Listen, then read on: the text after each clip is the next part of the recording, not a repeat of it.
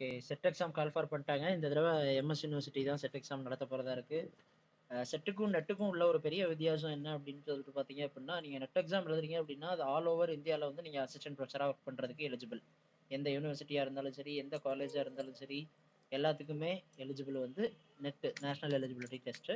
அதை வந்து NDA conduct பண்ணுவாங்க. யூஜிசி கண்டக்ட் பண்ண சொல்லி என்டிஏ அப்படிங்கிற நேஷனல் டெஸ்டிங் ஏஜென்சி கண்டக்ட் பண்ணுவாங்க. செட்டு வந்து அந்தந்த ஸ்டேட் வந்து என்ன பண்ணுவாங்க அப்படின்னா கண்டக்ட் பண்ணுவாங்க. ஸோ இந்த டைம்ல உங்ககிட்ட ஒரு விஷயம் ஷேர் பண்றது நல்லா இருக்கும்னு தோணுது. நான் ஆக்சுவலாக ரீசெண்டாக கேரளா ஸ்டேட் எலிஜிபிலிட்டி டெஸ்ட் எழுதியிருந்தேன். ஸோ அதில் ஓப்பன் கேட்டகரியில் அப்ளை பண்ணி எழுதியிருந்தேன். அதில் 48% மினிமம் எடுத்தால் வந்து பாஸு. நான் வந்து 56.25% வந்து எடுத்து ஓப்பன் கேட்டகரியிலே பாஸ் பண்ணியிருக்கேன் அப்படிங்கிறத ஸோ ஒரு ஹாப்பியாக சொல்லிக்கலாம்னு நினைக்கிறேன். ரைட்டு. இப்போ அதே மாதிரி Tamil Nadu set thank you. Tamil Nadu set exam அப்படின்னு சொல்லிட்டு பார்த்தோம் அப்படின்னா, உங்களுக்கு அங்கே யூஜிசி நெட்டில் இருக்கிறது மாதிரி இந்த 6% தான் நாங்கள் பாஸ் பண்ணி விடுவோம் அப்படிங்கிற மாதிரியான கவலை எல்லாம் கிடையாது. ஸோ நீங்கள் எப்படி தமிழ்நாடு டெட் எக்ஸாம் இருக்குதோ அதே மாதிரி இது ஒரு எலிஜிபிலிட்டி டெஸ்ட் தான். இதில் வந்து நீங்கள் ஒரு 150 மார்க்ஸ் வைக்கிறாங்க அப்படின்னா, 200 மார்க்ஸ் வைக்கிறாங்க அப்படின்னா, நீங்கள் வந்து ஒரு 90 எடுத்தா பாஸ், 82 எடுத்தா பாஸ், அந்த மாதிரி என்ன பண்ணிடுவாங்க அப்படின்னா, உங்களுக்கு இவ்வளோ மார்க் எடுத்தா பாஸ் அப்படின்னு சொல்லிட்டு என்ன பண்ணிடுவாங்க அப்படின்னா வச்சிருவாங்க. நெட்டில் வந்து உங்களுக்கு ஒட்டுமொத்தமாக எத்தனை பேர் எழுதுறாங்களோ அவங்க எல்லாருமே காம்படிஷன். இப்போ நீங்கள் பிசியில் எழுதுறீங்க அப்படின்னா பிசியில் உள்ள எல்லாருமே உங்களுக்கு காம்படிஷன். ஓசியில் எழுதுறீங்கன்னா ஓப்பன் கேட்டகரியில் எழுதக்கூடிய எல்லாருமே உங்களுக்கு காம்படிஷன். எஸ்சியில் எழுதுறீங்கன்னா அதில் உள்ள எல்லாருமே உங்களுக்கு காம்படிஷன். பட் செட்டை பொறுத்த மட்டும் உங்களுக்கு நீங்கள் தான் காம்படிஷன். ஏன்னா உங்களுக்கு ஒரு இலக்கு வச்சிருப்பாங்க. இந்த இலக்கை நீங்கள் அடைஞ்சா போதும், you are eligible to work as an assistant professor in any of the colleges in Tamil Nadu. அப்போ நீங்கள் என்ன பண்ணணும் அப்படின்னா, இந்த டார்கெட் வந்து என்ன பண்ணிக்கணும் அப்படின்னா வச்சுக்கணும். ஸோ அவுட் ஆஃப் 200 அப்படின்னா மினிமம் வந்து நீங்கள் ஒரு 150 கொஸ்டின்ஸாக ஏம் பண்ணுங்க. 150 கொஸ்டின் எடுத்தால் தான் பாஸ் அப்படின்லாம் ஒன்றும் கிடையாது. இங்கே வந்து நமக்கு ஜேஆர்எஃப் அப்படிங்கிற ஒரு ஸ்கீம் கிடையவே கிடையாது. ஓகே, அதுக்கு பதில் இப்போ புதுசாக என்ன இன்ட்ரடியூஸ் பண்ணியிருக்காங்க அப்படின்னா, சிஎம் ரிசர்ச் ஃபெல்லோஷிப் அப்படின்னு ஒரு எக்ஸாம் இன்ட்ரடியூஸ் பண்ணியிருக்காங்க. ஒரே ஒரு தடவை தான் நடந்திருக்கு. லாஸ்ட் இயர் நடந்துச்சு. இந்த வருஷமும் அந்த எக்ஸாம் நடத்துவாங்க கூடிய சீக்கிரம். அது வந்து தனியாகவே வைப்பாங்க. ஸோ அதில் நீங்கள் பாஸ் ஆகுறீங்க அப்படின்னா உங்களுக்கு ஒரு சர்டைன் அமௌண்ட் வந்து என்ன பண்ணுவாங்க அப்படின்னா பிஹெச்டி பண்ணுறதுக்கு தருவாங்க. எப்படி நீங்கள் ஜேஆர்எஃப் கிடைக்குதோ உங்களுக்கு, அதே மாதிரி சிஎம் ரிசர்ச் ஃபெல்லோஷிப்னு சொல்லிட்டு இந்த கவர்மெண்ட் வந்து என்ன பண்ணியிருக்காங்க அப்படின்னா புதுசாக ஒரு நல்ல திட்டம் இன்ட்ரடியூஸ் பண்ணியிருக்காங்க. வரவேற்கத்தக்க ஒரு திட்டம்.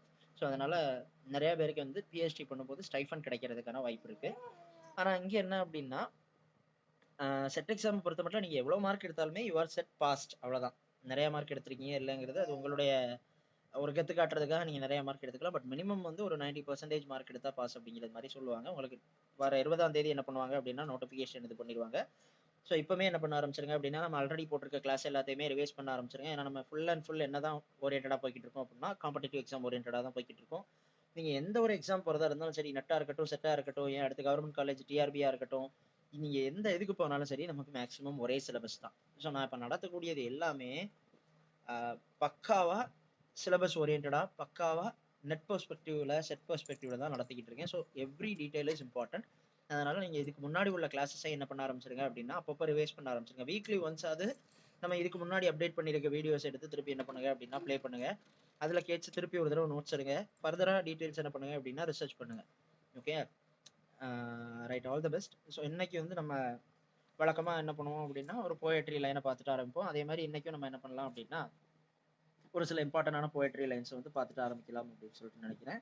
ஸோ முதல்ல ஒரு இம்பார்ட்டண்டான போயட்ரி லைனை வந்து நான் சொல்கிறேன். என்ன அப்படின்னா, டோவர் பீச்.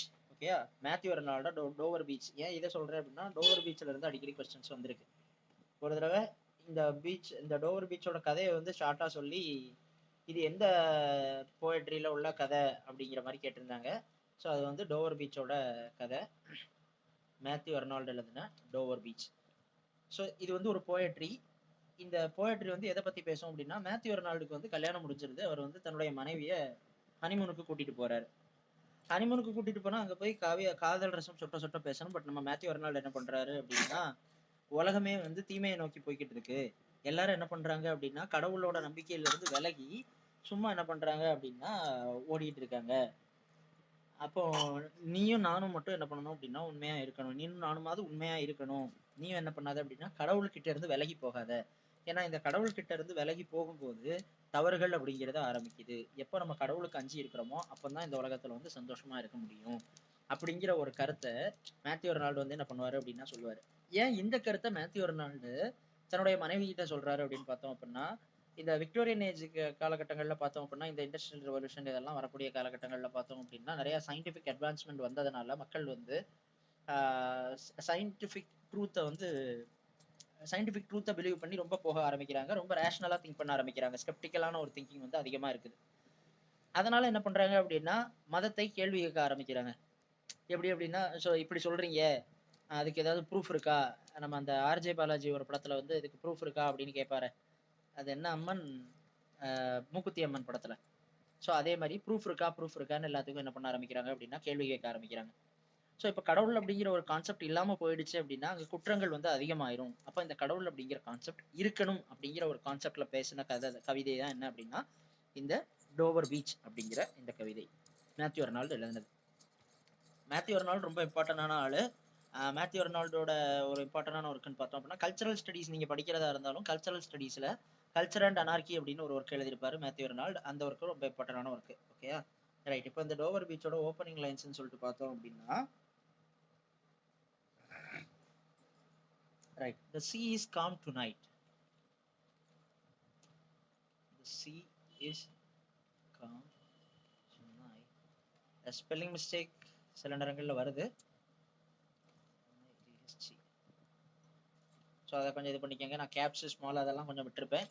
நமக்கு கண்டென்ட் தான் இப்போதைக்கு முக்கியமே தவிர இந்த மிஸ்டேக்ஸ் எல்லாம் ரொம்ப மைண்ட் பண்ணிட்டு இருக்காதீங்க. நீங்க திருப்பி வேணா என்ன பண்ணிக்கோங்க அப்படின்னா ஒரு தடவை கரெக்ட் பண்ணிக்கோங்க. The sea is calm tonight. The tide is full. The moon lies fair. Okay, the sea is calm tonight. The tide is full. The moon lies fair. இதுதான் டோவர் பீச் அப்படிங்கிற கவிதையோட ஓப்பனிங் லைன். ஓகே, கடல் அமைதியா இருக்கு, இது நிறைஞ்சிருக்கு, அது என்ன அலைகள் நிரம்பி இருக்குது, மூன் ரொம்ப அழகா பிரகாசமா இருக்குது. இந்த நேரத்துல என்னுடைய மனைவியே நான் உன்னோடு இருக்கிறேன், உன்னோடு சில விஷயங்களை பகிர்ந்து கொள்ள விரும்புகிறேன். அந்த அம்மா ஆசையா நம்ம வீட்டுக்காரர் ஏதோ பேச போறாரு அப்படின்னு நினைக்குது. பட் அந்த வீட்டுக்காரர் என்ன பண்ணிடுறாரு, ஏமா நல்லா சாமி கும்பிடுமா, அப்பதான் நல்லா இருப்ப, கொஞ்சம் அறிவு வளரும் அப்படின்னு சொல்லிட்டு என்ன பண்ணிடுறாரு அப்படின்னா ஹனிமூனை ஒரு ஆன்மீக சுற்றுலாவா மாத்திடுறாப்புல தலைவர். ஓகே, அடுத்து என்ன கவிதை அப்படின்னு சொல்லிட்டு பார்த்தோம் அப்படின்னா தெனடாப்சிஸ். ஓகே, தெனடாப்சிஸ் யாரு அப்படின்னா வில்லியம் கலன் பிரையண்ட். ஓகே, இந்த தெனடாப்சிஸ் அப்படிங்கிறது யாரு கூட ரிலேட் ஆகுது அப்படின்னு சொல்லிட்டு கேட்பாங்க. அதை வந்து என்ன பண்ணணும் அப்படின்னா நீங்க கரெக்டா வில்லியம் கலன் பிரையண்ட் அப்படிங்கிற பேரோட ரிலேட் பண்ணி வச்சுக்கணும். வில்லியம் கலன் பிரையண்ட், தெனடாப்சிஸ். ஓகே, இப்போ இந்த தெனடாப்சிஸ்ங்கும் போது நான் இன்னொரு வார்த்தை சொல்றேன், என்ன அப்படின்னா தேனடாஸ் அப்படின்னு ஒரு வார்த்தை. ஓகே, தேனடாஸ். இந்த தேனடாஸ் அப்படிங்கிற வார்த்தை யாரோட வார்த்தை அப்படின்னு பார்த்தோம் அப்படின்னா சிக்மண்ட் ஃப்ராய்டு. சிக்மண்ட் ஃப்ராய்டு வந்து என்ன சொல்லுவாரு அப்படின்னா மனிதனை ரெண்டு விஷயங்கள் தான் வழி நடத்துது. ஒண்ணு வந்து லிபிடோ, இன்னொன்னு தெனடாஸ். லிபிடோன்னா என்ன அப்படின்னா செக்ஷுவல் டிசைர். ஒரு மனிதனுடைய வாழ்க்கையில ஒரு மனிதன் ஒண்ணு இந்த செக்ஷுவல் டிசைரை நோக்கி போய்கிட்டே இருப்பான், அப்படி இல்லை அப்படின்னா டெத்தை நோக்கி போய்கிட்டே இருப்பான். இந்த ரெண்டும் தான் அவனை அடுத்தடுத்த கட்டத்துக்கு மூவ் பண்ணி கொண்டு போய்கிட்டே இருக்கு அப்படின்னு சொல்லிட்டு பிரபல சைக்காலஜிஸ்டான சைக்கோஅனலைசிஸ் கிரிட்டிசிசத்துக்கு ஃபாதரா இருக்கக்கூடிய சிக்மண்ட் ஃப்ராய்டு வந்து என்ன பண்ணிருப்பாரு அப்படின்னா சொல்லியிருப்பாரு. அதுல இந்த தெனடாஸ் அப்படிங்கிற வார்த்தைக்கான அர்த்தம் என்ன அப்படின்னா டெத் டிரைவ் அப்படின்னு அர்த்தம், இறப்பை நோக்கிய ஒரு பயணம் அப்படிங்கிறது அர்த்தம். லிபிடோ அப்படின்னா செக்ஷுவல் டிசைர் அப்படின்னு அர்த்தம். இந்த ரெண்டு வார்த்தையும் ரொம்ப இம்பார்ட்டன்ட். இது வந்து ஆல்ரெடி கேட்டிருக்காங்க. அதனால தெனடாஸ் அப்படிங்கிற வார்த்தையை ஞாபகம் வச்சுக்கோங்க. ஓகே, ஏன் தெனடாஸ் சொன்னேன்னா தெனடாப்சிஸ்ங்கிற வார்த்தை இருக்குல்ல, அதனால நான் அதை சொன்னேன். தெனடாப்சிஸ் யாரோட ரிலேட் ஆகும் அப்படின்னா வில்லியம் கலன் பிரையண்டோட ரிலேட் ஆகும். இதோட ஓப்பனிங் லைன் அப்படின்னு சொல்லிட்டு பார்த்தோம் அப்படின்னா to him who in the love of nature holds.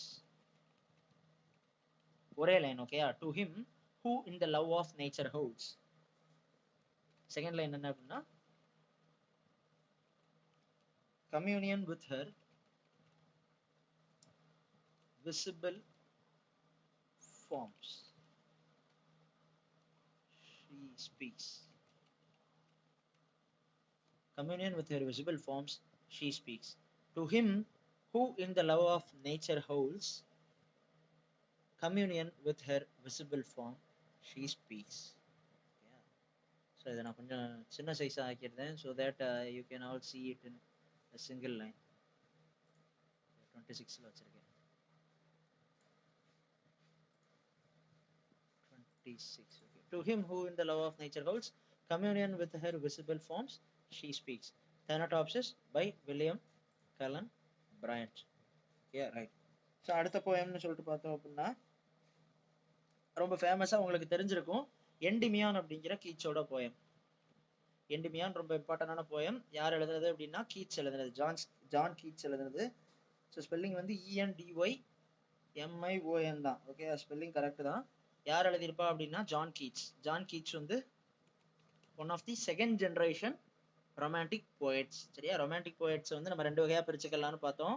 ஒன்று வந்து ஃபர்ஸ்ட் ஜென்ரேஷன் ரொமான்டிக் போயட்ஸ், இன்னொன்று வந்து second generation romantic poets. First generation யாரெல்லாம் பார்த்தோம் அப்படின்னா William Wordsworth, Samuel Taylor Coleridge, Robert Southey. இவங்க எல்லாத்தையும் என்ன சொல்லுவாங்க அப்படின்னா லேக் போயட்ஸ்னு சொல்லுவாங்க. அதுக்கப்புறம் செகண்ட் ஜென்ரேஷன் ரொமான்டிக் போயட்ஸ்னு பார்த்தோம் அப்படின்னா John Keats, PB Shelley, Byron, Lord Byron. இந்த செகண்ட் ஜென்ரேஷன் ரொமான்டிக் போயட்ஸை பார்த்து ஃபர்ஸ்ட் ஜென்ரேஷன் ரொமான்டிக் போயட்ல உள்ள ராபர்ட் சதே இருக்கிறாருல, அவர் என்ன பண்றாரு அப்படின்னா ஏ விஷன் ஆஃப் ஜட்ஜ்மெண்ட் அப்படின்னு ஒரு ஒர்க் எழுதுறாரு. ஓகேயா, ஏ விஷன் ஆஃப், இது கொஸ்டின் கேட்டிருக்காங்க அதனால நான் சொல்றேன். ஜட்ஜ்மெண்ட் அப்படின்னு ஒரு ஒர்க் எழுதுறாரு. யாரு அப்படின்னா Robert Southey. Robert Southey a vision of judgement அப்படின்னு எழுதுறாரு. எதுக்காக எழுதுறாரு அப்படின்னா செகண்ட் ஜென்ரேஷன் ரொமான்டிக் போயட்ஸ் எல்லாம் சரி கிடையாது, அவங்களுக்கு ஒழுங்கா எழுத தெரியல அப்படிங்கிற மாதிரி அவங்கள வந்து கிரிட்டிசைஸ் பண்ற மாதிரி எழுதியிருப்பாரு. இதுக்கு ரெஸ்பான்ஸா என்ன பண்ணிருப்பாரு அப்படின்னா Byron the vision of judgement அப்படின்னு ஒரு ஒர்க்கா எழுதியிருப்பாரு. யாரு அப்படின்னா லார்ட் பைரன். ஸோ இந்த ரெண்டு வார்த்தையும் உங்களுக்கு ரொம்ப முக்கியம். ஏ விஷன் ஆஃப் ஜட்ஜ்மெண்ட் எழுதுனது ராபர்ட் சதே, சரியா. த விஷன் ஆஃப் ஜட்ஜ்மெண்ட் எழுதுனது லார்ட் பைரன். அந்த இதை வந்து நீங்க என்ன பண்ணிடக்கூடாது, மறந்துடக்கூடாது. இப்போ எண்டிமியான், எதுக்காக நம்ம அந்த ரெண்டு பேரையும் பார்த்தோம் அப்படின்னா ஜான் கீட்ஸ் வந்து செகண்ட் ஜென்ரேஷன் ரொமான்டிக் போயட்ஸ், சரியா. இந்த செகண்ட் ஜென்ரேஷன் ரொமான்டிக் போயட்ஸை பார்த்து ராபர்ட் சதே இன்னொரு விஷயமும் சொல்லியிருப்பாரு. என்ன அப்படின்னா they belong to satanic school of poetry அப்படிம்பாரு, சரியா. சேட்டானிக் ஸ்கூல் ஆஃப் போயட்ரி, அவங்களோட போயம் எல்லாம் ஏதோ சாத்தான வழிபடுறவங்கள மாதிரி இருக்கு, சாத்தான வழிபடுறவன் எப்படி எழுதுவான் அப்படிங்கிற மாதிரி தான் இவங்களும் எழுதி வச்சிருக்காங்க. யாரு, கீட்ஸ், பைரன், ஷெல்லி இவங்க எல்லாம் எழுதிட்டு இருக்காங்கடா அப்படிங்கிற மாதிரி யாரை சொல்லியிருப்பா அப்படின்னா இதே ராபர்ட் சதே தான் என்ன பண்ணிருப்பாரு, சொல்லியிருப்பாரு. Okay, right. இப்போ இந்த எண்டிமியான் கீட்ஸோட இந்த எண்டிமியானோட ஓப்பனிங் லைன்னு சொல்லிட்டு பார்த்தோம் அப்படின்னா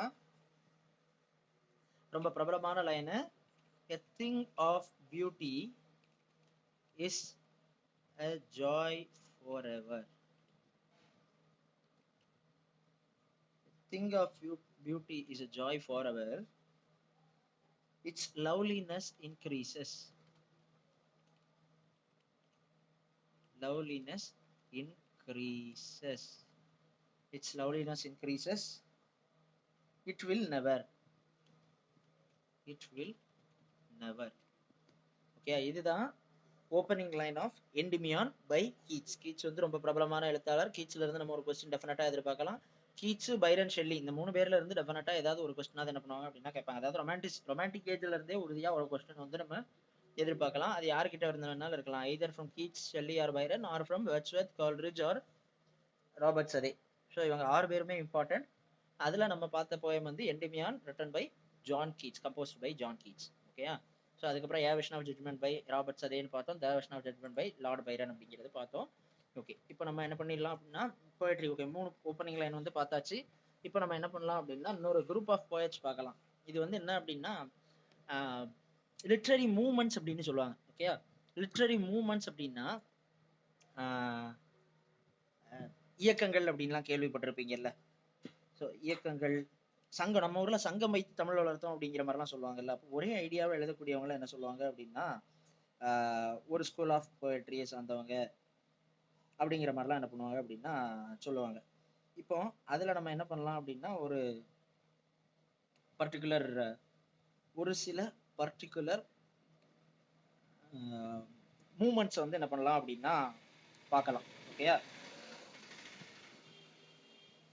இப்போ அதுல நம்ம முதல்ல பார்த்தோம் அப்படின்னா யாரு அப்படின்னா ஸ்காட்டிஷ் சாசேரியன்ஸ். ஓகேயா, ஸ்காட்டிஷ் சாசேரியன்ஸ் அப்படின்னு சொல்லுவாங்க.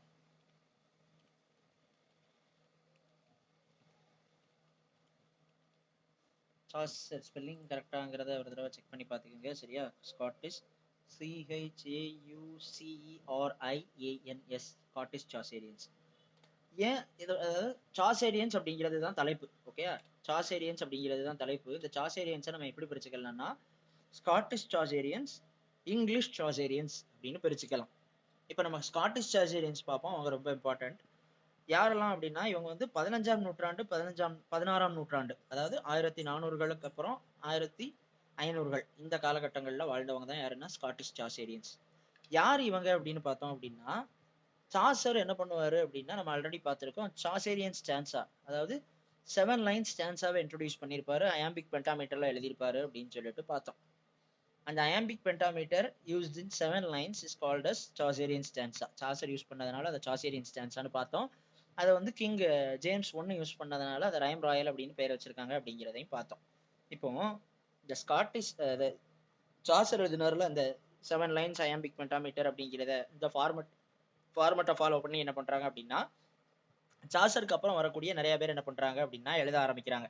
அதுல இங்கிலாந்துல இருந்து எழுத்தாளர்கள் யாரெல்லாம் சாசரை ஃபாலோ பண்ணி அந்த 7 லைன் ஸ்டான்ஸாவை யூஸ் பண்ணி எழுதினாங்களோ அவங்கள இங்கிலீஷ் சாசேரியன்ஸ்னும், ஸ்காட்லாந்து நாட்டில் உள்ளவங்க யாரெல்லாம் சாசரை ஃபாலோ பண்ணி 7 லைன் ஸ்டான்ஸாவை யூஸ் பண்ணி எழுதினாங்களோ அவங்களெல்லாம் ஸ்காட்டிஷ் சாசேரியன்ஸ்னு சொல்லுவாங்க. அப்போ இதுல யாரெல்லாம் வந்து ஸ்காட்டிஷ் சாசேரியன்ஸ் அப்படின்னு சொல்லிட்டு பார்த்தோம் அப்படின்னா வில்லியம் டன்பர்,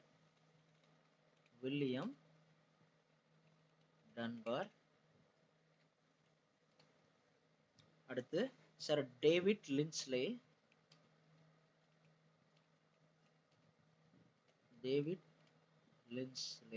லிட்ரரி மூமெண்ட்ஸ்ல இருந்து டெஃபினட்டா நீங்க ஒண்ணு இல்லது 2 கொஸ்டின் உறுதியா எதிர்பார்க்கலாம். எல்லா நெட்லயும் எதிர்பார்க்கலாம். நான் மத்த எதுக்காவது என்ன சொல்லுவேன் அப்படின்னா 2 நெட்டுக்கு ஒருக்கா எதிர்பார்க்கலாம், 3 நெட்டுக்கு ஒருக்கா எதிர்பார்க்கலாம் அப்படின்னு சொல்லுவேன் தெரியுமா.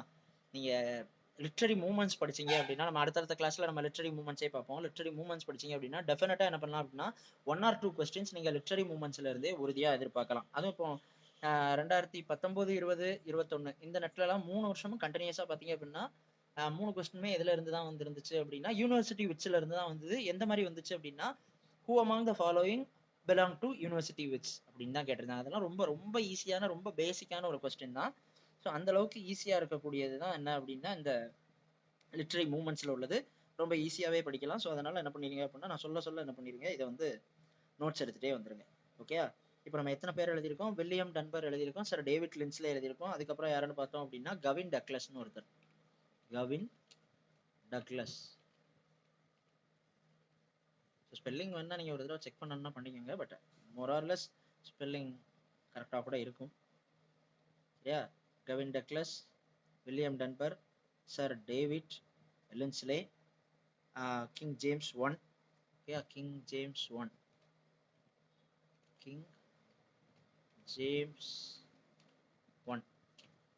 இந்த ஜேம்ஸ் ஃபர்ஸ்ட் இருக்காரு தெரியுமா? இந்த ஜேம்ஸ் ஃபர்ஸ்ட் வந்து இவர் வந்து ஆக்சுவலா ஸ்காட்லாண்ட்ல உள்ள கிங்கு. இவர் எழுதின எந்த ஒர்க்ல இவர் வந்து இந்த 7 லைன் ஸ்டான்ஸாவை யூஸ் பண்ணிருப்பாரு அப்படின்னா த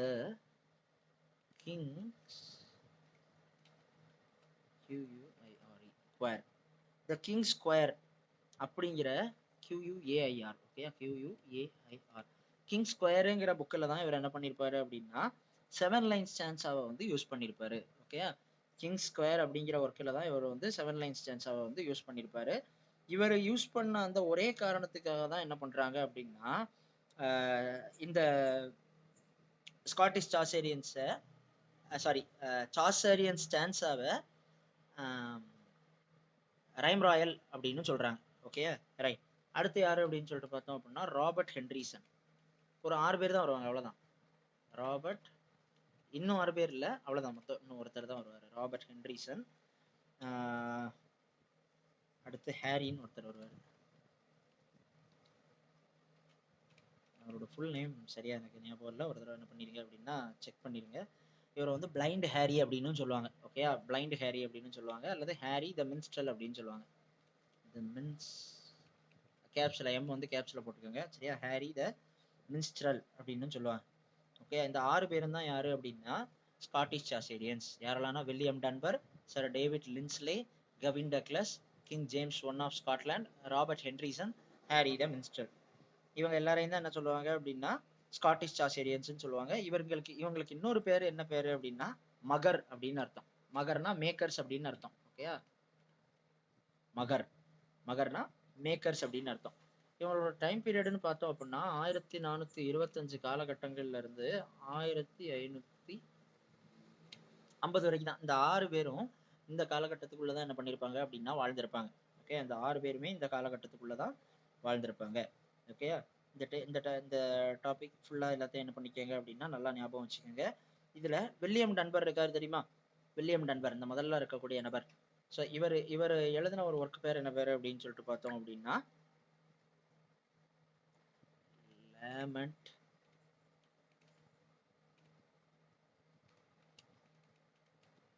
layman for the Makaris. Okay, lament for the Makaris அப்படிங்கிற அந்த பர்டிகுலர் போயத்தை எழுதினவர் யாரு அப்படின்னா வில்லியம் டன்பர்.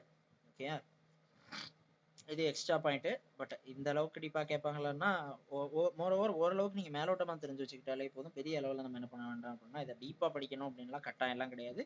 மேலோட்டமா இதுவரைக்கும் இந்த மாதிரி கொஸ்டின்ஸ் தான் கேட்டுக்கிட்டு இருக்காங்க அப்படின்னு கேட்டா ஒரு குரூப் ஆஃப் போயட்ஸையோ குரூப் ஆஃப் ரைட்டர்ஸையோ எடுத்துக்கிட்டு ஒரு 4 ஆப்ஷன் கொடுப்பாங்க. ஒவ்வொரு ஆப்ஷன்லயும் 3 பேரு அல்லது 4 நேம் இருக்கும். அந்த நேம்ல எதெல்லாம் வந்து இந்த குரூப்ல உள்ளவங்க. இப்போ உதாரணத்துக்கு பாருங்களேன், ஒரு ஆப்ஷன் கொடுத்துருக்காங்க. கொஸ்டின் இதுதான், who among the following writers belongs to the movement Scottish Chaucerians? இப்படி ஒரு கொஸ்டின் கேட்டிருக்காங்கன்னு வச்சுக்கோமே. குரூப் ஸ்காட்டிஷ் சாசேரியன்ஸ் குரூப்பை சேர்ந்தவர்கள்ல கீழ்கண்டவங்க யாரு அப்படின்னு கேட்கறாங்கன்னு வச்சுக்கோம். இப்போ ஆப்ஷன் எப்படி இருக்குன்னு வச்சுக்கோம். William Dunbar, William Shakespeare, Gavin Douglas. இது ஒரு ஆப்ஷன். இரண்டாவது option King Henry 1, King Henry 2, King James 1. இவங்க கிங் ஹென்ரி 1, 2 எல்லாம் கிடையாது, நான் சும்மா உதாரணத்துக்கு சொல்றேன். ஓகே, இப்போ இதுவும் ஆப்ஷன் கிடையாது. இன்னொரு ஆப்ஷன்ல கொடுத்துருப்பாங்க sir David Lyndsay, King James 1, Robert Henryson. இப்போ இதுல எது கரெக்டான ஆன்சர்னா David Lyndsay, James 1, Robert Henryson. இதுதான் கரெக்டான ஆன்சர். ஸோ இது நாள் வரைக்கும் எப்படிதான் கேள்வி கேட்டுக்கிட்டு இருக்காங்க அப்படின்னா இந்த மாதிரியான கொஸ்டின்ஸ் தான் என்ன பண்ணிக்கிட்டு இருக்காங்க அப்படின்னா கேட்டுக்கிட்டு இருக்காங்க. ஸோ அதனால மோரார்லஸ் நீங்க வந்து நேம தரவா வச்சுக்கிட்டீங்க அப்படின்னாலே அதுவே பெரிய விஷயம் தான். ஓகே, ஸோ அடுத்து யாரு அப்படின்னு சொல்லிட்டு பார்த்தோம் அப்படின்னா ஒரு இதுவும் இம்பார்ட்டன்டான ஒரு ரைட்டர் குரூப் தான். யாரு அப்படின்னா கவேலியர் போயட்ஸ்ன்னு சொல்லுவாங்க. Okay, கவேலியர் poets. போயட்ஸ்னாலே இப்போ டெஃபினட்டா உங்களுக்கு என்ன ஞாபகம் வந்துடும், இவங்கெல்லாம் போயட்ரி எழுதக்கூடியவங்க. எந்த காலகட்டத்தில் வாழ்ந்திருப்பாங்க அப்படின்னா சார்ல்ஸ் 1, முதலாம் சார்ல்ஸ் மன்னர். சரியா,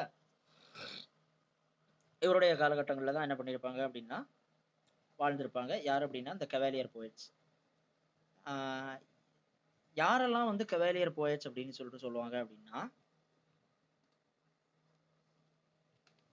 Thomas Carew, sir John suckling,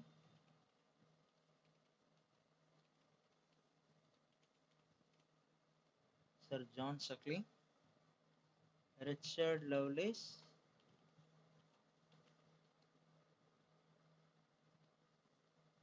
Andrew Marvel.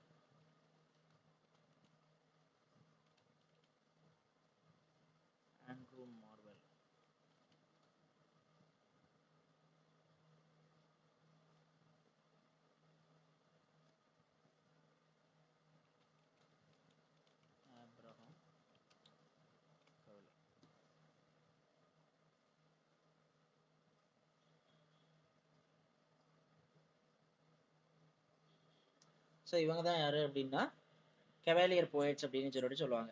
ஓகேயா,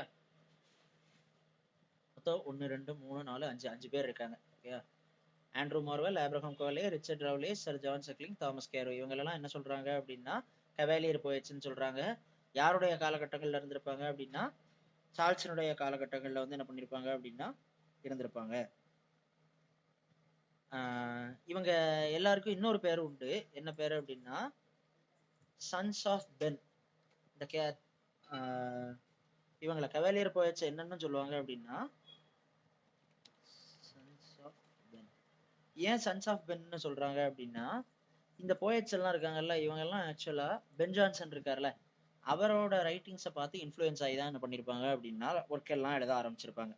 அதனால இவங்களை என்ன சொல்லுவாங்க அப்படின்னா சன்ஸ் ஆஃப் பென் அப்படின்னு கூட என்ன பண்ணுவாங்க சொல்லுவாங்க. இப்போ இதுல ராபர்ட் ஹெரிக் எழுதுன ஒரு இம்பார்ட்டன்டான ஒர்க்கை பத்தி நான் சொல்றேன். ராபர்ட் ஹெரிக் எழுதுனது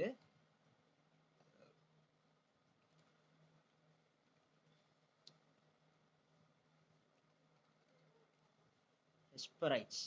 ஓகே, ஹெஸ்பரைட்ஸ்னு ஒரு ஒர்க் எழுதியிருப்பாப்ல 1648ல. யாரு? Robert Herrick. Okay, Robert Herrick வந்து 1648ல ஹெஸ்பரைட்ஸ் அப்படிங்கிற ஒரு ஒர்க்கை வந்து எழுதியிருப்பாரு. 1648 கரெக்டா இதுல இருந்து 20 வருஷம் கழிச்சு என்ன பப்ளிஷ் ஆயிருக்கும் அப்படின்னா ட்ரைடனோட essay of dramatic poesy publish ஆயிருக்கும்.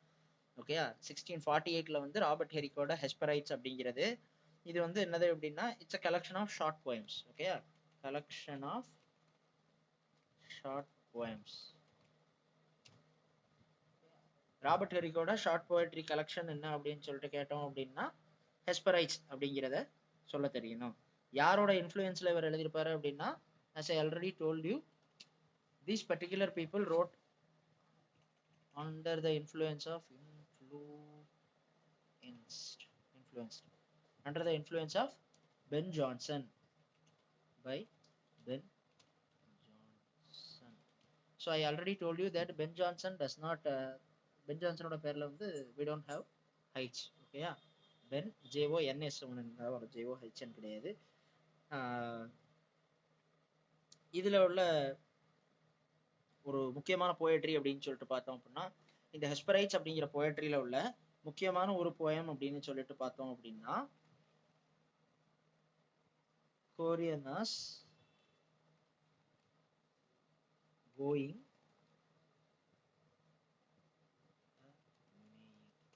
மேயிங் அப்படிங்கிறது என்ன அப்படின்னா ஒரு ஃபெஸ்டிவல்.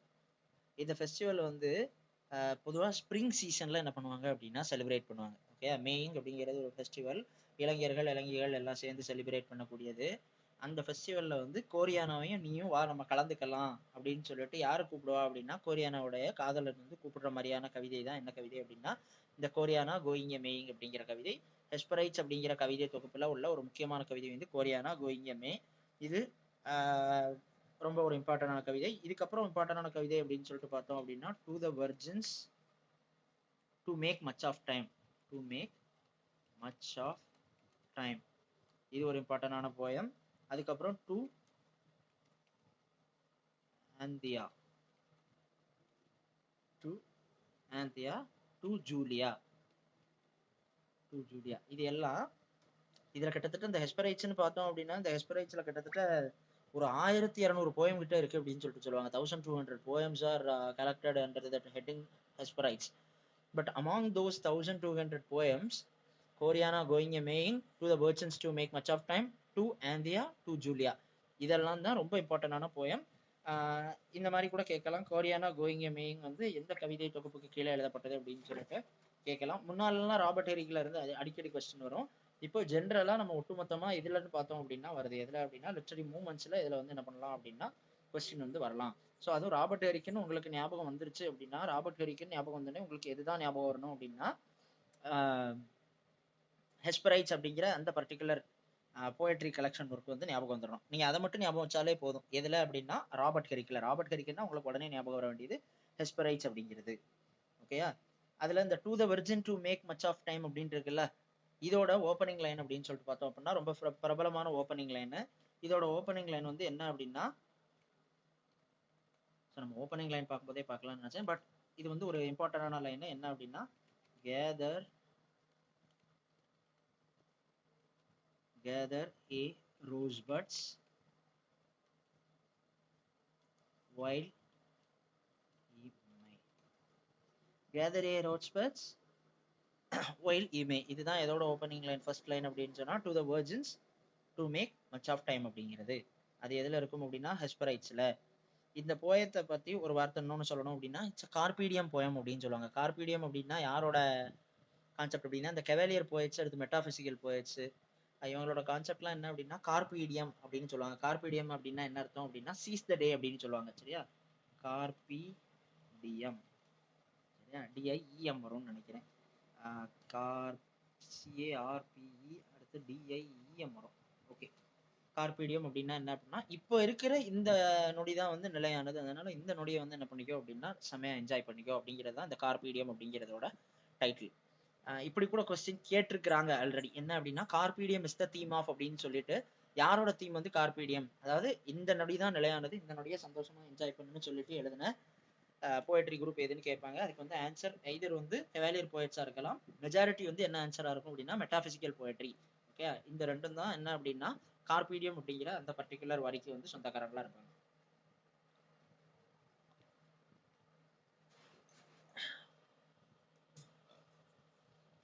அடுத்து ரிச்சர்ட் லவ்லேஸ். ஓகே,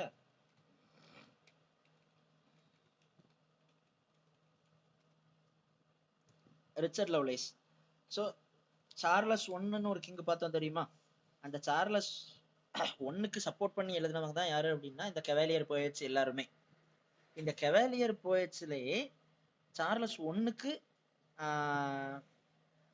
யாரை ரொம்ப பிடிக்கும் அப்படின்னு சொல்லிட்டு பார்த்தோம் அப்படின்னா சர் ஜான் சக்லிங் அப்படின்னு சொல்லிட்டு ஒருத்தர். ஓகே, சர் ஜான் சக்லிங் அப்படின்னு ஒருத்தர் இருப்பாரு. அவரை தான் யாருக்கு ரொம்ப பிடிக்கும் அப்படின்னா சார்ல்ஸ் ஒன்னுக்கு ரொம்ப பிடிக்கும். ஓகே, இப்போ நம்ம ரிச்சர்ட் லவ்லேஸ் சொல்லலாம். அந்த பாயிண்ட் சடனா எனக்கு ஞாபகம் வந்துச்சு, அப்புறம் நம்ம சொல்லாம விட்டுறக்கூடாது அப்படிங்கிறதுக்காக என்ன பண்ணிடுறேன் அப்படின்னா இப்பவே சொல்லிடுறேன்.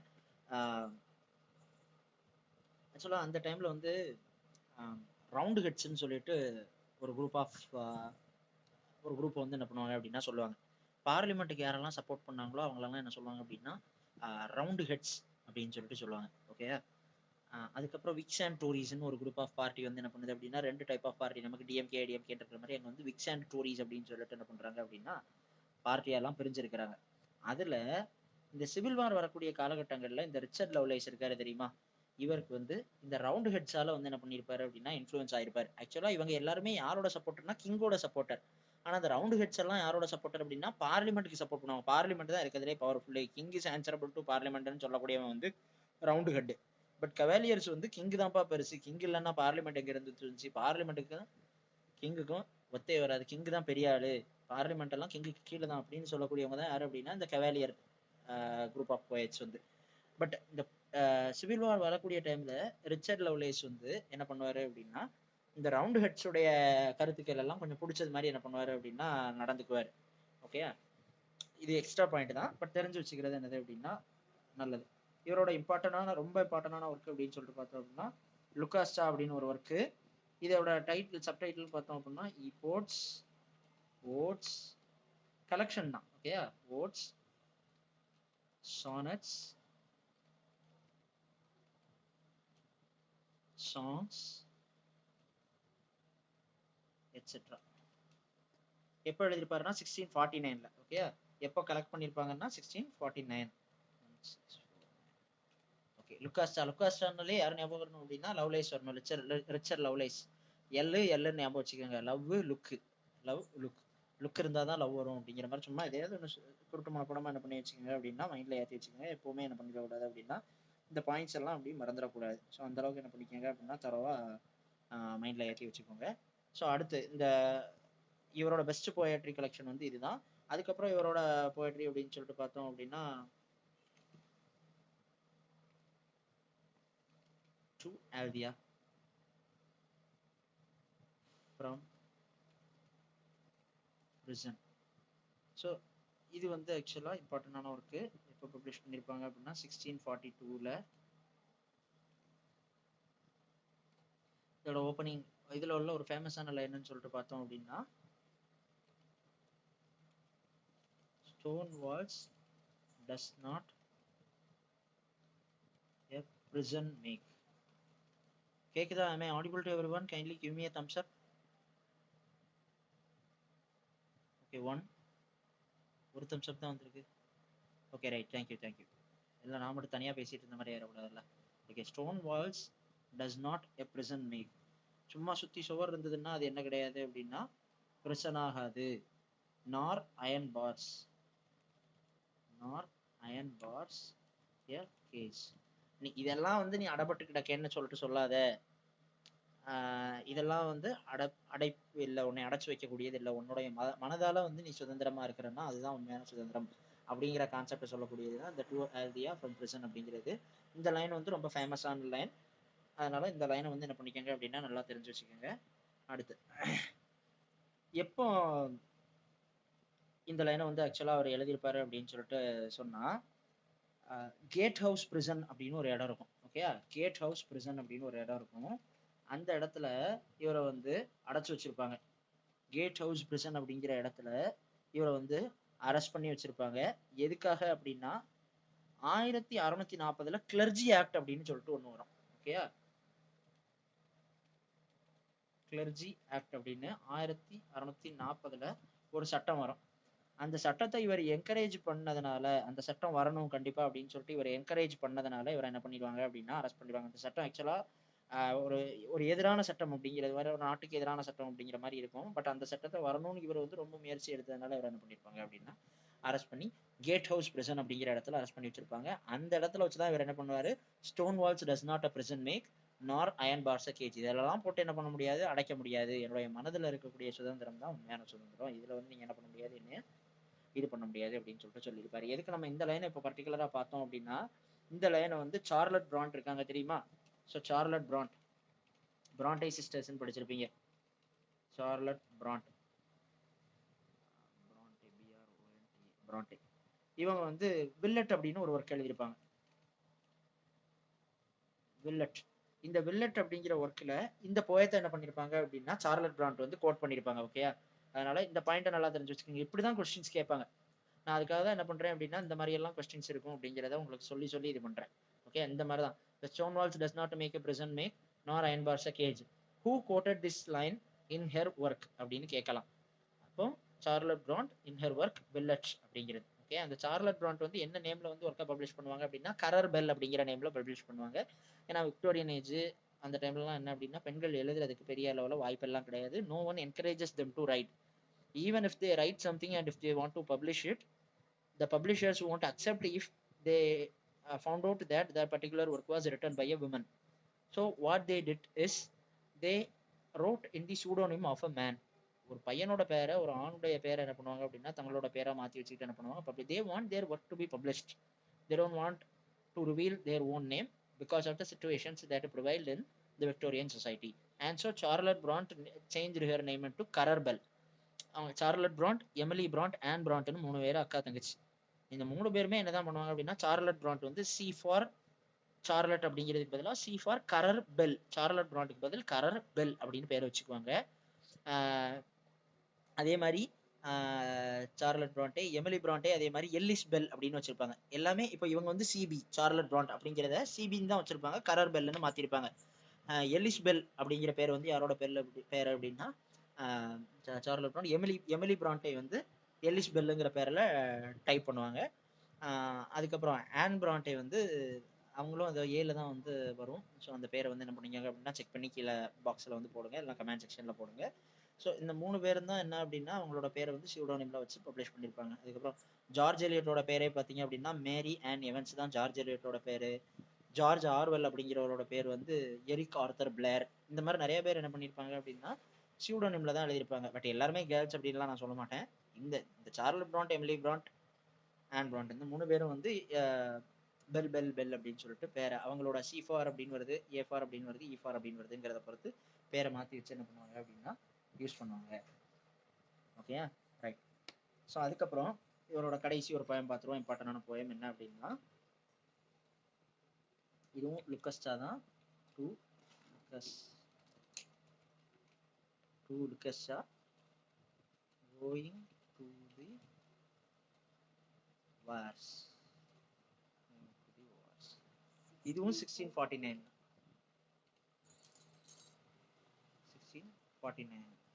ஓகே, இதுவும் அந்த நம்ம முதல்ல பார்த்தோம் தெரியுமா லுக்கஸ்டான்னு ஒரு poetry collection, Lucasta epodes odes sonnet songs etcetera 1649.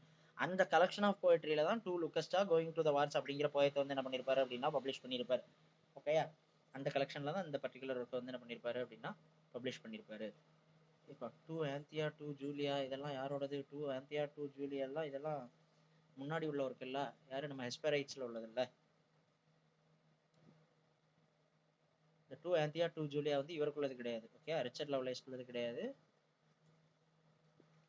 நான் கண்டினியூஸா அங்க இது பண்றதுக்கு இங்க மாத்தி ட்ரிப் பண்ணி டைப் பண்ணிருக்கேன். Okay right.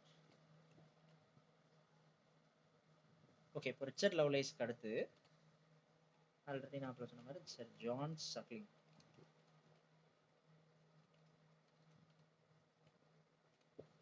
சரியா, sir John suckling.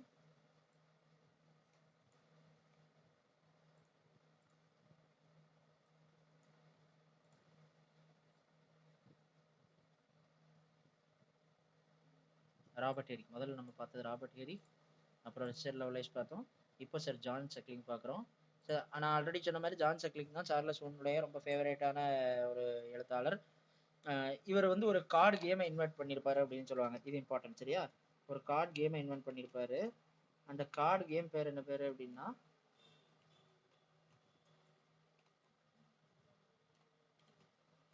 Card game பேரு கிரிபேஜ். கிரிபேஜ் அப்படிங்கிற ஒரு கார்டு கேமை வந்து இன்வென்ட் பண்ணியிருப்பாரு. இவருடைய மெயினான ஒர்க் அப்படின்னு சொல்லிட்டு பார்த்தோம் அப்படின்னா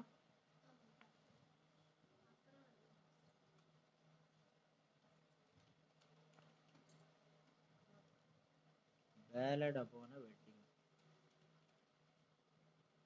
பேலட் அப்பான் எ வெட்டிங் அப்படிங்கிறது இவரோட ரொம்ப இம்பார்ட்டன்டான ஒர்க்கு. அதுக்கப்புறம் இவரோட ஒர்க் அப்படின்னு சொல்லிட்டு பார்த்தோம் அப்படின்னா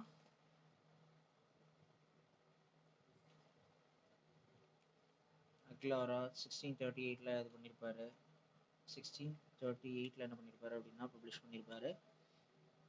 இது வந்து ஒரு ட்ராமா. சரியா, இந்த வந்து ஒரு ட்ராமா. இதோட செட்டிங்னு பார்த்தோம் அப்படின்னா பெர்ஷியா.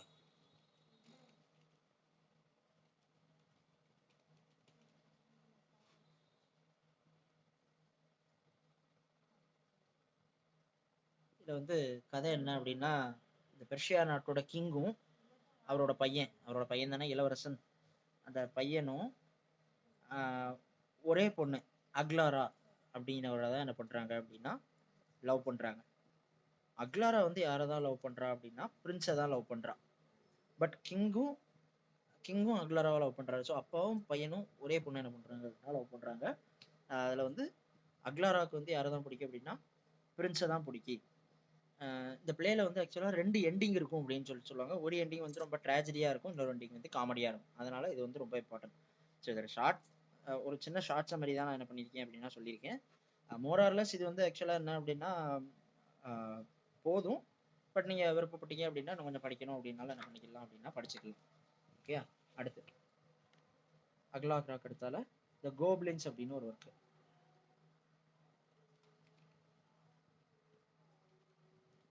த கோப்லின்ஸ் அப்படிங்கிற ஒர்க்கு இதுவும் என்னதுதான் அப்படின்னா ஒரு பிளே தான். பிளேனா நாடகம், டிராமா. சரியா, பிளே. இது வந்து ஃபுல் அண்ட் ஃபுல் என்னதுதான் அப்படின்னா காமெடி. ஸோ மேல நம்ம பார்த்த அக்லாரா வந்து 2 எண்டிங் உள்ள ஒரே பிளே. 2 எண்டிங் உள்ள ஒரு நாடகம் தான். ஆனால் அதுக்கு என்ன இருக்கும் அப்படின்னா 2 கிளைமேக்ஸ் இருக்கும். ஐதர் வந்து காமெடியா முடியும் அல்லது வந்து ட்ராஜடியா முடியும். 2 பிளே வந்து 2 எண்டிங் வந்து என்ன பண்ணிருப்பாங்க அப்படின்னா Acton Bell. Right answer. Thank you. ஆன்பெல்லோட பேர் வந்து என்ன அப்படின்னா Acton Bell. Okay, right. Thank you ma'am. Right, அக்லாராங்கிற பிளேல வந்து 2 எண்டிங் இருக்கும். ஒன்று வந்து காமெடி, இன்னொன்று வந்து ட்ராஜடி. கோப்ளின்ங்கிற பிளே வந்து காமெடி. ஓகே, 1646 என்ன பண்ணிருப்பாங்க அப்படின்னா இதை வந்து பப்ளிஷ் பண்ணிருப்பாங்க. ஆக்சுவலா இது வந்து நாடகமா நடிக்கப்பட்டது வந்து 1638 நடிக்கப்பட்டிருக்கும். நாடகமா 1638 நடிக்கப்பட்டிருக்கும். ஒர்க்கா வந்து பப்ளிஷ் பண்றது எப்போ பப்ளிஷ் பண்ணுவாங்கன்னா 1646 தான் வந்து பப்ளிஷ் பண்ணுவாங்க. எதை அடிப்படையா வச்சு எழுதப்பட்டிருக்கும் அப்படின்னா த டெம்பஸ்ட் இருக்கு தெரியுமா, த டெம்பஸ்ட். ஸோ அந்த டெம்பஸ்ட் அப்படிங்கிற அந்த பர்டிகுலர் ஒர்க்கை இன்ஃப்ளூயன்ஸ் பண்ணி தான் இந்த காப்ளின்ஸ் அப்படிங்கிறதும் என்ன பண்ணப்பட்டிருக்கும் அப்படின்னா எடுக்கப்பட்டிருக்கும். நம்ம டெம்பஸ்ட்ல இருந்து ஷேக்ஸ்பியருடைய டைட்டிலான த டெம்பஸ்ட்ல இருந்து ஒரு பர்டிகுலர் ஒர்க்குக்கு டைட்டில் எடுத்திருப்பாங்க அப்படின்னு சொல்லிட்டு பார்த்துருப்போம். அது எந்த ஒர்க்குன்னு தெரிஞ்சதுன்னா கீழே கமெண்ட் செக்ஷன்ல சொல்லுங்க. அது மட்டும் இல்லாம த டெம்பஸ்ட் அப்படிங்கிற ஒரு ஒர்க்கை வச்சு இன்னொருத்தர் வந்து டெம்பஸ்ட்னு ஒரு ஒர்க் எழுதியிருப்பாரு அப்படின்னு சொல்லிட்டு நம்ம என்ன பண்ணிருப்போம் அப்படின்னா பார்த்துருப்போம். அது யாரு அப்படிங்கிறதும் கீழே தெரிஞ்சது அப்படின்னா கமெண்ட் செக்ஷன்ல சொல்லுங்க. இல்லை நம்ம இதுக்கு முன்னாடி உள்ள ப்ரீவியஸ் வீடியோஸ் என்ன பண்ணுங்க அப்படின்னா பாத்தீங்க அப்படின்னாலே உங்களுக்கு இதுக்கான ஆன்சர் வந்து என்ன ஆயிரும் அப்படின்னா தெரிஞ்சிடும். ஓகேயா, இந்த டெம்பஸ்ட்ல வந்து ஆக்சுவலா நமக்கு மிராண்டான்னு ஒரு கேரக்டர் வரும். அப்படிதானே, மிராண்டா. ஆக்சுவலா அந்த மிராண்டா தான் வந்து என்ன அப்படின்னா ஹீரோயின்.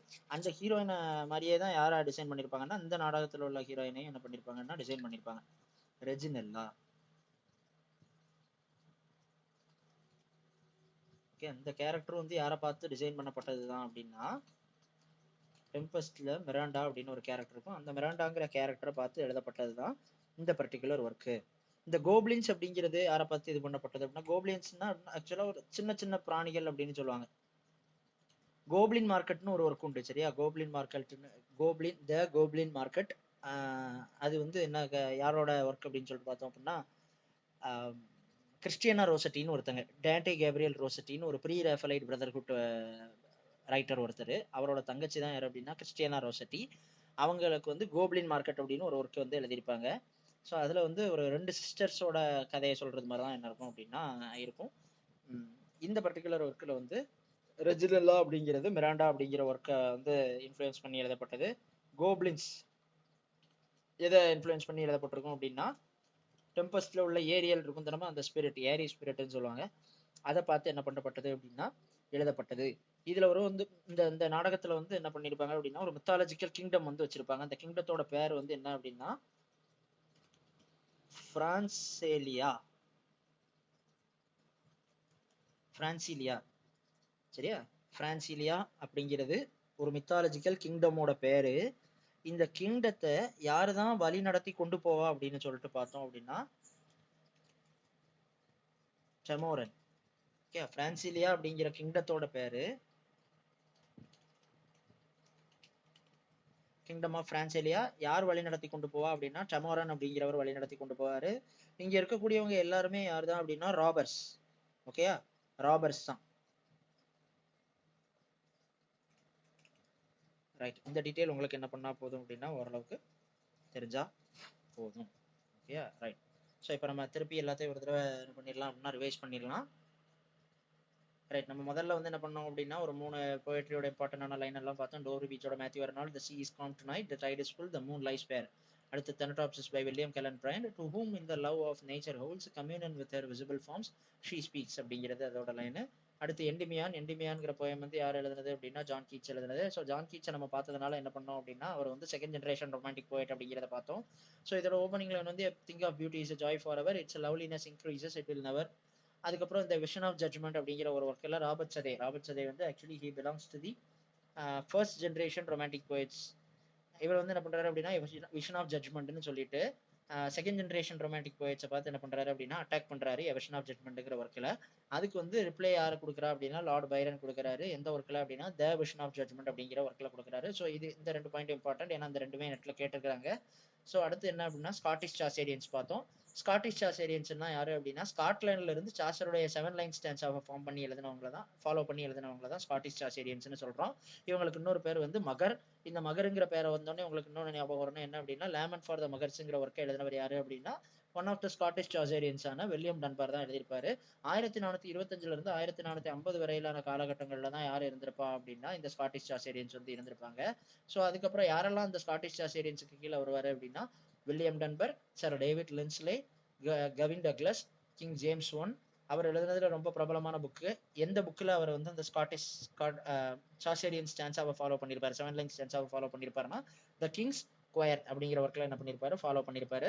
ஸோ அதுக்கப்புறம் வந்து ராபர்ட் ஹென்ரிசன், அடுத்து ஹாரி த மின்ஸ்ட்ரல். இவங்க எல்லாரும் தான் யாரு அப்படின்னா ரொம்ப இம்பார்ட்டன்டான ஸ்காட்டிஷ் சாசேரியன்ஸ். இவங்களை பற்றி இவ்வளோ டீட்டெயில்ஸ் தெரிஞ்சா போதும். பட் நீங்கள் விருப்பப்பட்டீங்க அப்படின்னா இன்னும் கொஞ்சம் ஃபர்தராக ரிசர்ச் பண்ணுறதும் தப்பு கிடையாது.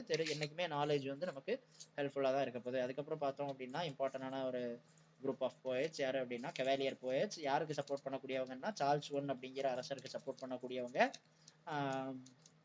யாரெல்லாம் அப்படின்னு சொல்லிட்டு பார்த்தோம் அப்படின்னா Thomas Carew, sir John Suckling, Richard Lovelace, Andrew Marvell, Abraham Cowley. இவங்க எல்லாருமே யாரு அப்படின்னா கேவலியர் போயட்ஸ் அப்படிங்கிறவங்க தான். இவங்களுக்கு இன்னொரு பேர் என்ன அப்படின்னா they are called as sons of Ben. Okay, right. அடுத்து இது எப்படி மேல வந்துச்சு, கட் பண்ணி போயிடுச்சோ. ரைட், சன்ஸ் ஆஃப் பென் அப்படின்னு சொல்லிட்டு இவங்க சொல்லுவாங்க. ஓகே, இப்போ ராபர்ட் ஹெரிக் வந்து ஹெஸ்பைரைட்ஸ் அப்படிங்கிறது மற்ற எல்லாரும் வந்து பெரிய அளவில் இம்பார்ட்டன்டானு கேட்டால் இம்பார்ட்டன்ட் தான். பட் நான் இவங்களை பற்றி ரொம்ப இம்பார்ட்டன்டான ஒர்க்கை மட்டும் தான் நான் என்ன பண்ணியிருக்கேன் அப்படின்னா இதில் வந்து சொல்லியிருக்கேன். ஓகே, இந்த இதில் வந்து ராபர்ட் ஹெரிக்கோட ஒர்க் அப்படின்னு சொல்லிட்டு பார்த்தோம் அப்படின்னா கலெக்ஷன் ஆஃப் ஹெஸ்பரைட்ஸ் அப்படிங்கிற அந்த பர்டிகுலர் போயம் வந்து ராபர்ட் ஹெரிக் எழுதுனதுல ரொம்ப ஃபேமஸான போயட்ரி கலெக்ஷன். யாரை இன்ஃப்ளூயன்ஸ் பண்ணி எழுதியிருப்பாரு அப்படின்னா பென் ஜான்சனோட இன்ஃப்ளூயன்ஸால என்ன பண்ணியிருப்பாரு எழுதியிருப்பாரு. அதுல வந்து ரொம்ப இம்பார்ட்டன்டான போயம்ஸ்னு பார்த்தோம்னா கோரினா கோயிங் எ மேயிங் அப்படிங்கிற போயம். இதுல வந்து தன்னுடைய காதலியை கோரியானா வந்து தன்னுடைய காதலன் வந்து என்ன பண்றா அப்படின்னா வாரம் மேயிங் அப்படிங்கிற ஃபங்க்ஷனுக்கு அட்டன் பண்ண போகலாம் அப்படின்னு சொல்லிட்டு கூப்பிட்ற மாதிரியான ஒரு கவிதை தான் அந்த கவிதை. அதுக்கப்புறம் to the virgins to make much of the time அப்படிங்கிற ஒரு போயம் வந்து ரொம்ப இம்பார்ட்டன்டான போயம். அதுல பிரபலமான லைன் வந்து gather ye rose buds while you may அப்படிங்கிற போயம் தான். அதுக்கு அர்த்தம் என்ன அப்படின்னா மேக் ஹே வைல் சன்ஷைன் அப்படிங்கிற அர்த்தம் தான். ஆக்சுவலா உங்களுக்கு நான் காலம் இருக்கும் போதே இருக்க வயசுல அனுபவிச்சிருங்க அப்படிங்கிற கான்செப்ட் தான். அதுதான் என்ன சொல்லுவாங்க அப்படின்னா கார்பீடியம் அப்படின்னு சொல்லுவாங்க. அதை சீஸ் த டே, அதாவது இருக்க டைம் வந்து என்ன பண்ணுங்க அப்படின்னா அனுபவிங்க அப்படின்னு சொல்றது. அதுக்கப்புறம் டு ஆந்தியா டு ஜூலியா எல்லாம் அவரோட இம்பார்ட்டன்டான போயம்ஸ். அதுக்கப்புறம் பார்த்தோம் அப்படின்னா நம்ம யார் அப்படின்னா ரிச்சர்ட் லவ்லேஸ் வந்து வந்திருப்பாரு. ஸோ இந்த ரிச்சர்ட் லவ்லேஸ் வந்து ஆக்சுவலா எழுதுனதுல ரொம்ப ரெண்டு இம்பார்ட்டன்டான ஒர்க் என்னலாம் அப்படின்னா லுக்கேஸ்டா, அடுத்து டு ஆல்தியா ஃப்ரம் பிரசன். இந்த ரெண்டு ஒர்க்கும் ரொம்ப இம்பார்ட்டன்ட். அதுல லுக்கேஸ்டாங்கிற போயட்ரி கலெக்ஷனுக்கு கீழே டு லுக்கேஸ்டா கோயிங் டு த வாரஸ் அப்படிங்கிற அந்த பர்டிகுலர் போயட்ரியை வந்து எழுதியிருப்பாரு. அது வந்து எப்போ எழுதியிருப்பாரு அப்படின்னா ஆக்சுவலா இந்த டு ஆல்தியா ஃப்ரம் பிரசன் அப்படிங்கிறது எப்போ எழுதியிருப்பாரு அப்படின்னா கிரேட் ஹவுஸ் பிரசன்ல இருந்து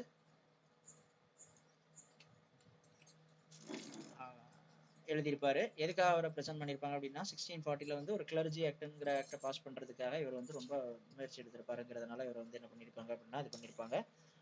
அதுக்கப்புறம் இதுல வந்து stone walls does not make a prison nor iron bars a cage அப்படிங்கிற இந்த லைனை வந்து யார் கோட் பண்ணியிருப்பாங்கன்னா சார்லட் பிராண்ட் வந்து வில்லட் அப்படிங்கிற ஒர்க்ல வந்து கோட் பண்ணியிருப்பாங்க. அதுக்கப்புறம் டூ லுக்கஸ்டா கோயிங் டு த வாரஸ் அப்படிங்கிறது இந்த லுக்கஸ்டா ஈபோர்ட்ஸ் ஓட்ஸ் சானட்ஸ் சாங்ஸ் எக்ஸெட்ரா அப்படிங்கிற அந்த கலெக்ஷன் ஆஃப் போயட்ரி தலைப்புக்கு கீழே என்ன பண்ணியிருப்பாங்க அப்படின்னா எழுதியிருப்பாங்க.